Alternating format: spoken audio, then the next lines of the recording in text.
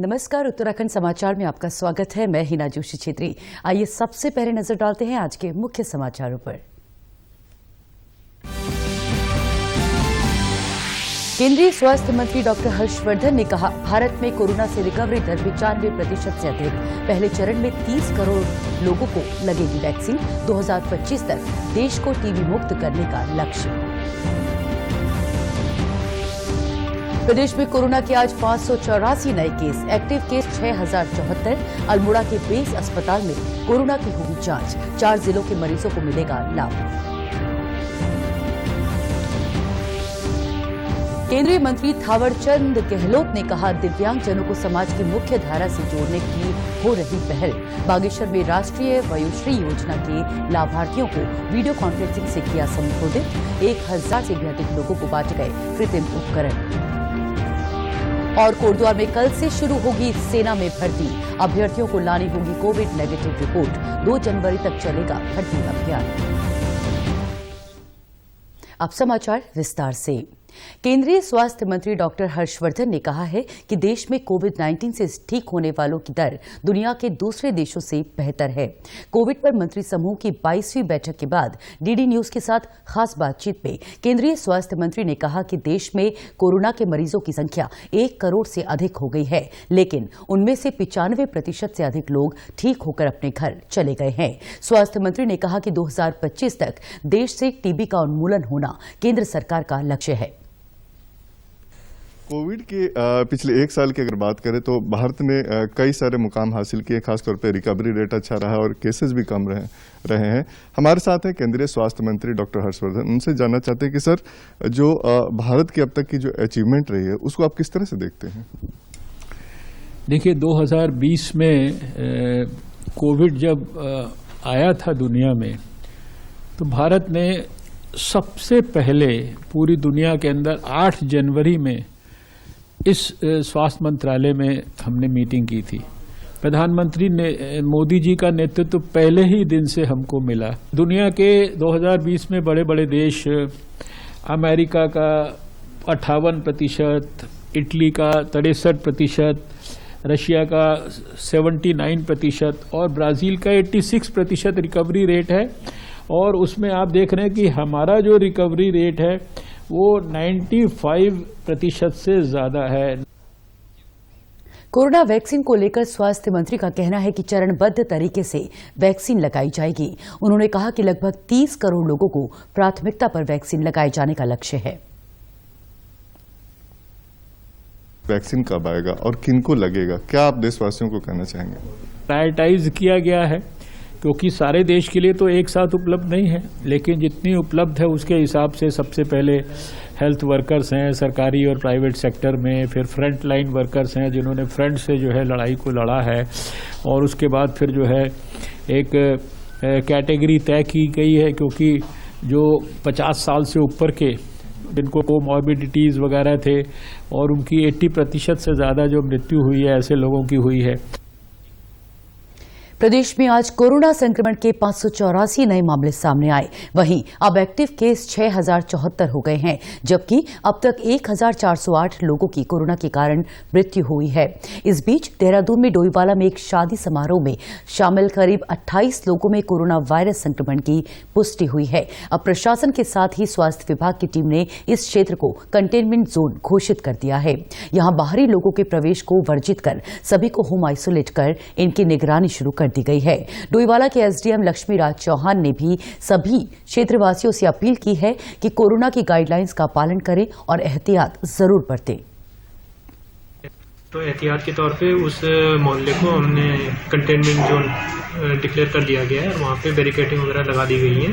और जो positive case आए थे उसमें से जो हमारा एक सीरियस व्यक्ति था उनको तो हॉस्पिटलाइज करा दिया गया है। उसके अलावा जो अन्य लोग हैं वो होम आइसोलेशन में हैं और हेल्थ डिपार्टमेंट के द्वारा उनको होम आइसोलेशन किट भी अवेलेबल करा दी गई है और निरंतर उनसे वार्ता की जा रही है, उनकी निगरानी की जा रही है। यदि उनके स्वास्थ्य में और दिक्कतें आती हैं तो उनको भी हम आगे हॉस्पिटल में भर्ती कराएंगे। अल्मोड़ा के मेडिकल कॉलेज में आगामी सोमवार से कोविड-19 की जांच होगी। बेस चिकित्सालय में अत्याधुनिक प्रयोगशाला बनकर तैयार हो गई है। मेडिकल कॉलेज के प्राचार्य डॉक्टर रामगोपाल यादव ने इसकी पुष्टि की है। यहां अल्मोड़ा, पिथौरागढ़, बागेश्वर और चंपावत के कोविड सैंपलों की जांच की जाएगी। पहले चरण में 300 लोगों की जांच होगी। कोविड डायग्नोस्टिक लैब के nodal officer doctor Jitendra Devrari ने बताया कि 21 दिसंबर से चारों जनपदों से आए कोविड सैंपलों की जांच की जाएगी। मैं डॉक्टर जितेंद्र चंद देवराड़ी, नोडल ऑफिसर कोविड-19 डायग्नोस्टिक लैब का वायरोलॉजी में हूँ और यहाँ पे हम लोग कोरोना जांच सोमवार से स्टार्ट कर देंगे। यहाँ पे हम लोगों ने सारी मशीनें जो मॉलिक्यूलर बायोलॉजी में चाहिए होती हैं, जैसे RT-PCR की मशीन है हमारे पास, बायोरेट की, और प्रोमेगा मशीन है हमारे पास, ऑटोमेटेड RNA एक्सट्रैक्शन मशीन की, और थर्मोफिशर ड्यूप्राइन की एक मशीन है। ये सब हम लोगों ने यहाँ पे स्थापित कर दी गई हैं और इसमें हम लोग सोमवार से मोस्ट प्रोबेबली हम लोग बागेश्वर, चंपावत, पिथौरागढ़ और अल्मोड़ा समेत करने की कोशिश करेंगे। माइक्रोबायोलॉजिस्ट डॉक्टर रवि सैनी ने बताया कि अल्मोड़ा में जांच सुविधा होने से क्षेत्र में अब कोरोना जांच रिपोर्ट जल्द मिलेगी। उन्होंने बताया कि इसके साथ साथ ट्रू नेट से भी जांच होती रहेगी।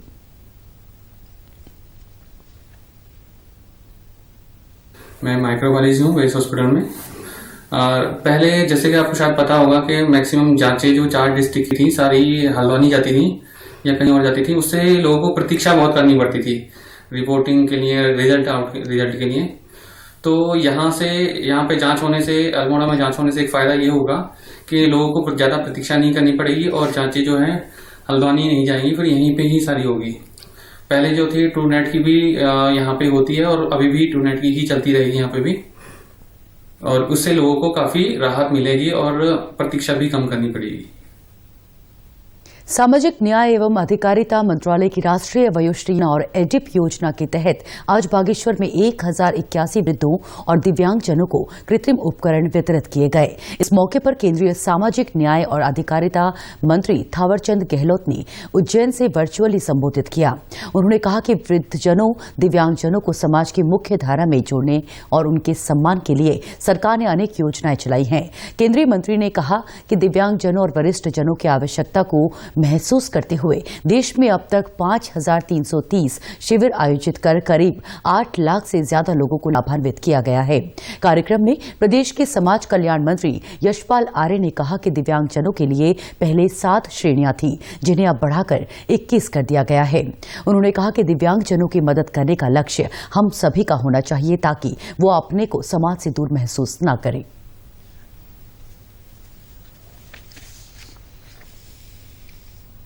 और बहुत बड़ी उपलब्धि है। जो असहाय हैं, जो दिव्यांग हैं, जो कमजोर, शरीर के कमजोर हैं, जो सुन नहीं सकते हैं, जो चल नहीं सकते हैं, उनको कृत्रिम अंग यहाँ पर दिए गए हैं। व्हील चेयर दी गई है, हेयरिंग एड दिए गए हैं और छड़ी दी गई है, दांतों की बत्तीसी दी गई है। 87 लाख रुपया आज के मूल्य के कृत्रिम अंग यहाँ पर आज वितरित किए गए हैं। एक निजी कंपनी की मदद से शिविर में दिव्यांगजनों को कृत्रिम अंगों के साथ ही कृत्रिम दांत, बैसाखी, छड़ी और कान की मशीन आदि वितरित की गई। मिली है और ये छड़ी मिली है। अभी दांत वो चश्मा मिलने वाला है। ठीक है, परेशानी एक तो आंखें कम दिखती है, दूसरा कमर में दर्द थी, पैर में ये चोट है, इसलिए चलने में परेशानी हो रही थी। कोटद्वार में कल से सेना की भर्ती शुरू हो रही है। ये भर्ती अभियान कल से आगामी 2 जनवरी तक चलेगा। भर्ती कोटद्वार स्थित गब्बर सिंह कैंप के बलवीर स्टेडियम में होगी। सभी अभ्यर्थियों को कोविड नेगेटिव रिपोर्ट लानी होगी। भर्ती के लिए प्रशासन ने व्यापक इंतजाम किए हैं। भर्ती अधिकारी कर्नल विनीत वाजपेयी ने बताया कि सभी तैयारियां पूरी हो चुकी हैं। सर्द मौसम को देखते हुए अब रिपोर्टिंग का समय सुबह 5 बजे कर दिया गया है, जबकि पहले ये समय रात के 1 बजे था। भर्ती स्थल पर कोविड-19 की जांच की उचित व्यवस्था भी की गई है। रैली कल से शुरू हो रही है। उत्तरकाशी का पहला दिन है, उत्तरकाशी जिले का, और कैंडिडेट्स की जो एंट्री की टाइमिंग थी पहले रात को 1 बजे थी, जिसको अभी सर्दी को देखते हुए और कम टेम्परेचर को देखते हुए हम लोगों ने 5 बजे कर दिया है। तो 5 बजे से कैंडिडेट्स एंटर करेंगे रैली ग्राउंड में कोविड के लिए गढ़वाल के 7 जिलों में जिला प्रशासन की तरफ से कोविड टेस्ट हो रहा है कैंडिडेट्स का, और यहाँ भी एक टीम रहेगी जो सस्पेक्टेड कैंडिडेट्स का ऑन द स्पॉट टेस्ट करेगी। किसी प्रकार की कोई दिक्कत नहीं, हम पूरी तरीके से तैयार हैं। टिहरी जिले के धनौल्टी विधानसभा क्षेत्र के सौंधना गांव में सौंग बांध का निर्माण किया जाना है। इस बांध से देहरादून को 24 घंटे पेयजल उपलब्ध होगा। सौंग बांध की डिटेल प्रोजेक्ट रिपोर्ट तैयार हो चुकी है। सौंग बांध निर्मित होने के बाद यहां से 100 साल तक 150 MLD पानी उपलब्ध रहेगा। बांध निर्माण के लिए सिंचाई विभाग की सभी तकनीकी स्वीकृति भी ले ली गई है। वन एवं पर्यावरण मंत्रालय की फॉरेस्ट एडवाइजरी कमेटी ने सौंग बांध परियोजना को मंजूरी दी है। सिंचाई विभाग के अधिशासी अभियंता VK मौर्य का कहना है कि बांध की 1580 करोड़ की DPR तैयार की गई है। बांध निर्माण से पहले सड़कों और पुलों के निर्माण की DPR तैयार कर उस पर काम किया जा रहा है। इस शासन की नीति तय होगी तो तब जाकर वो एस्टीमेट में प्रावधान किया गया है जो 1580 करोड़ का है, उसमें सारे प्रावधान किए गए हैं। जैसी शासन से स्वीकृति मिलती है तो सबसे काम किया जाएगा। सौंग बांध के निर्माण को लेकर टिहरी के 4 गांवों के 150 परिवारों को दूसरी जगह बसाने की तैयारी की जा रही है। सिंचाई विभाग ग्रामीणों के लिए जमीन का निरीक्षण भी कर रहा है। तो लगभग अगस्त माह में, अगस्त के लास्ट वीक्स में इसको शासन को भेजा जा चुका है और उस पर जो भी क्वेरी थी उसका जवाब दिया जा चुका है। नैनीताल जिले के नाई गांव निवासी चंदन नयाल कई वर्षों से जंगल में पेड़ लगाकर पर्यावरण बचाने की मुहिम में जुटे हैं। चंदन अब तक गांव, आसपास के जंगल और अन्य स्थानों पर 40,000 से अधिक पेड़ लगा चुके हैं। चंदन की शुरुआती पढ़ाई महानगर में हुई और गर्मियों में उनका अपने गांव नाई में आना जाना होता था और उस समय जंगलों में काफी आग लगी रहती थी, जिसे देखकर चंदन नयाल पर्यावरण संरक्षण को लेकर गंभीर हुए। उन्होंने बताया कि जब वे 12वीं कक्षा में थे तब से पेड़ लगा रहे हैं। शुरुआती दौर में लगभग आज से 7-8 वर्ष पूर्व जो है हमारी जो आसपास का जो जंगल है वो पूरा चीड़ का जंगल है, तो वहाँ प्रत्येक वर्ष जो है आग लगती रहती है, फायर का काफ़ी खतरा रहता है। तो मैं भी जो है हमेशा पढ़ाई मेरी बाहर हुई और मैं जॉब भी बाहर करता था, तो जब भी मैं घर जाता था तो उस टाइम पे आग लगी रहती थी। तो और पापा लोगों के साथ, पिताजी लोग के साथ मैं आग बुझाने जाता था उनके साथ, तो मैं देखता था छोटे छोटे जो चौड़ी पत्ती के जो पौधे हैं वो जल रहे हैं और धू करके आग लग रही है। तो वहीं से प्रेरणा मेरे अंदर जागी कि भाई हमें भी पेड़ लगाने चाहिए। नाई गांव के आसपास अन्य पेड़ों के साथ चीड़ का जंगल भी है, जिसमें आग बहुत जल्दी लगती है। चंदन ने जंगलों में बारिश के पानी को रोकने के लिए चाल, खाल और खंतियां बनाना शुरू किया है। उनका मानना है कि इससे जमीन में नमी आएगी तो जंगल में लगने वाली आग की घटनाओं में भी कमी आएगी। अभी तक लगभग 40,000 से ज्यादा पौधे जो है हम लोग लगा चुके हैं और साथ ही जो जल संरक्षण के लिए जो है हम लोगों ने चाल खाल हम लोगों ने बनाए हैं, पोखर हम लोगों ने बनाए हुए हैं। उसमें लगभग 7,000 लीटर, 8,000 लीटर और 10,000, 15,000 लीटर के हमने पोखर जो पानी संरक्षित हो ऐसे हमने पोखर तैयार किए हैं। नदी नालों को पुनर्जीवित करने के लिए ये कार्य जो है हमारा प्रारंभ हम लोगों ने किया हुआ है। और लॉकडाउन में भी हम लोगों ने काफी मात्रा में जो है चाल खाल, खंतियां और पोखर बनाई, जिसमें गाँव के युवाओं का जो है हमें सहयोग मिलता है। उत्तराखंड के समाचारों में आज बस इतना ही। चलते चलते एक नजर मुख्य समाचारों पर। केंद्रीय स्वास्थ्य मंत्री डॉक्टर हर्षवर्धन ने कहा, भारत में कोरोना से रिकवरी दर 95% से अधिक। पहले चरण में 30 करोड़ लोगों को लगेगी वैक्सीन। 2025 तक देश को टीबी मुक्त करने का लक्ष्य। प्रदेश में कोरोना के आज 584 नए केस। Active case 6,074। अल्मोड़ा के बेस अस्पताल में कोरोना की होगी जांच। 4 जिलों के मरीजों को मिलेगा लाभ।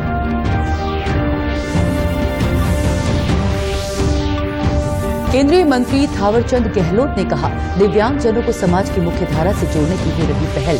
बागेश्वर में राष्ट्रीय वयोश्री योजना के लाभार्थियों को वीडियो कॉन्फ्रेंसिंग से किया संबोधित। 1,000 से भी अधिक लोगों को बांटे गए कृत्रिम उपकरण।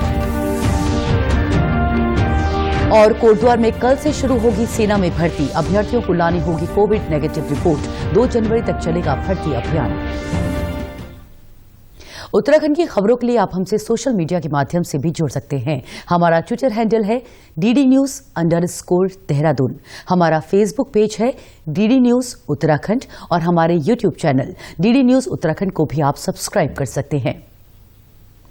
कोरोना संक्रमण से बचने के लिए मास्क का अनिवार्य रूप से और सही ढंग से प्रयोग करें। साथ ही सामाजिक दूरी का ख्याल रखें, नियमित रूप से हाथ धोएं और याद रखें, कोरोना को हराना है, मास्क जरूर लगाना है। नमस्कार।